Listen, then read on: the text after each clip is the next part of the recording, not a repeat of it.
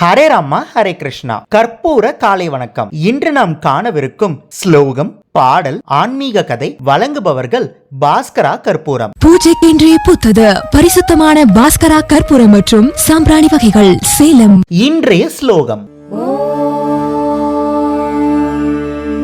ஸ்ரீம் ஹ்ரீம் க்ளீம் வாராஹி தேவ்யை நமஹ.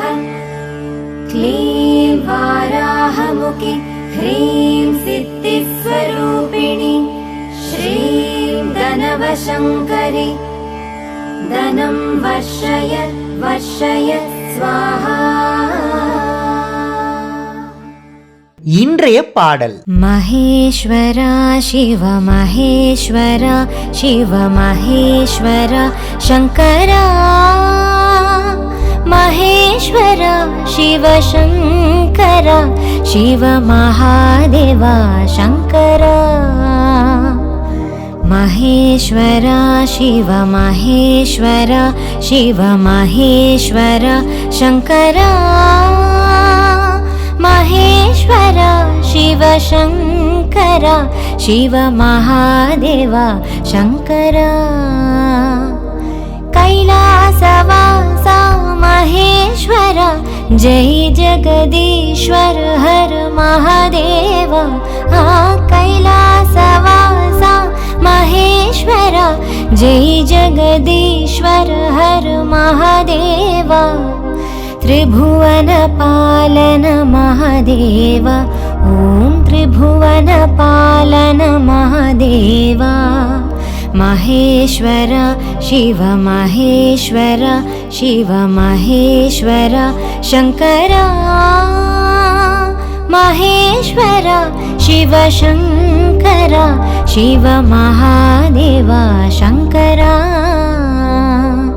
महादेवा शङ्करा शिव महादेवा शङ्करा.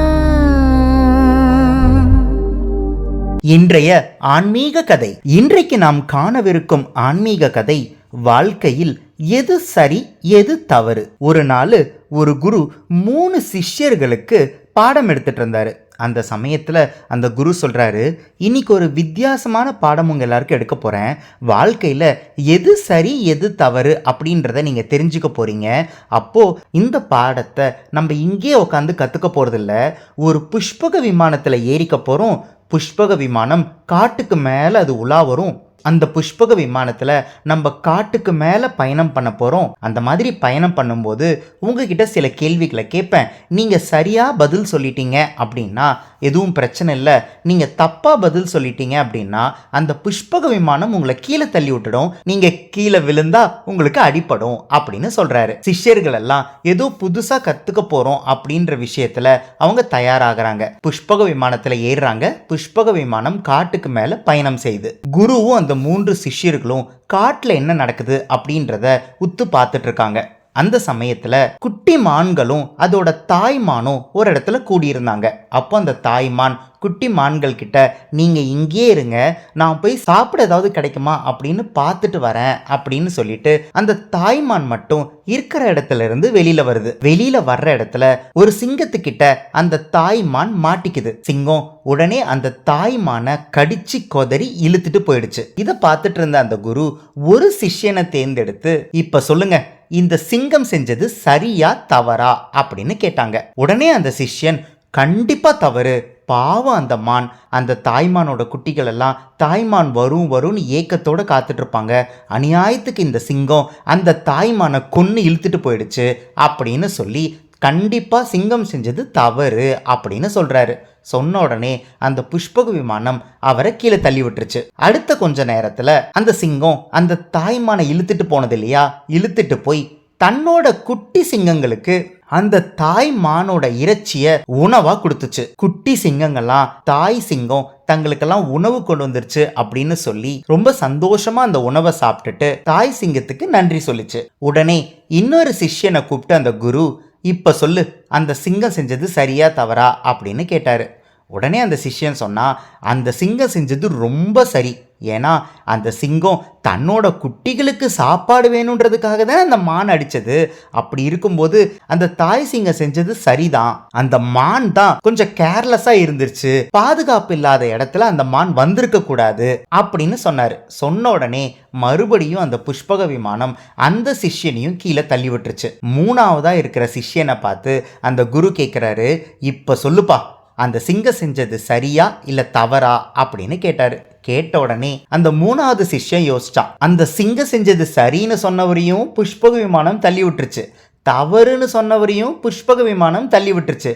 இப்ப என்னதாண்டா சொல்றதுன்னு யோசிச்சுட்டு அந்த மூணாவது சிஷ்யன் சொல்றாரு, அந்த சிங்கம் செஞ்சது சரின்னு சொல்ல முடியாது, தவறுன்னு சொல்ல முடியாது, இது ஒவ்வொருத்தரும் பார்க்கிற பார்வையை பொறுத்தது அப்படின்னு சொன்னாரு. சொன்ன உடனே அந்த குரு அந்த சிஷ்யன் கிட்ட, நீ தான் சரியா சொன்ன, இதே மாதிரி தான் வாழ்க்கையில எதையுமே சரி தவறு அப்படின்னு சொல்ல முடியாது. ஏன்னா இது ஒரு வகையில சரியா இருக்கும், அது ஒரு வகையில தவறா இருக்கும். தீர்மானமா ஒரே முடிவா இது சரி அது தவறுன்னு வாழ்க்கையில எதுவுமே சொல்ல முடியாது அப்படின்னு குரு சொல்லி கொடுத்தாரு. உங்களுக்கும் புரிஞ்சிருக்கும் நினைக்கிறேன். இன்னைக்கு நம்ம பார்த்த ஆன்மீக கதை வாழ்க்கையில் எது சரி எது தவறு. நாளை இன்னொரு புது ஆன்மீக கதையோட உங்களை சந்திக்கிறேன். ஹரே ராமா ஹரே கிருஷ்ணா. பூஜைக்கென்றே பூத்தது பரிசுத்தமான பாஸ்கரா கற்பூரம் மற்றும் சாம்பிராணி வகைகள், Salem. ECG cards, Ramayana Mahabharata playing cards. ராமாயண மகாபாரதத்திலிருந்து 108 கேரக்டர்ஸை பத்தி நீங்க நிறைய விஷயங்களை தெரிஞ்சுக்கணும்னா இந்த ப்ராடக்ட் உங்களுக்கு தான். இது ஒரு பிளாஸ்டிக் பிளேயிங் கார்ட்ஸ். ஒவ்வொரு கார்டையும் இண்டிவிஜுவலா ஸ்கேன் பண்ணி அந்தந்த கார்டுல இருக்கிற கேரக்டர் பத்தி யூடியூப்ல தெரிஞ்சுக்கலாம். ஒவ்வொரு குழந்தைங்களும் கத்துக்கிட்டே விளையாடலாம், விளையாடிக்கிட்டே கத்துக்கலாம்.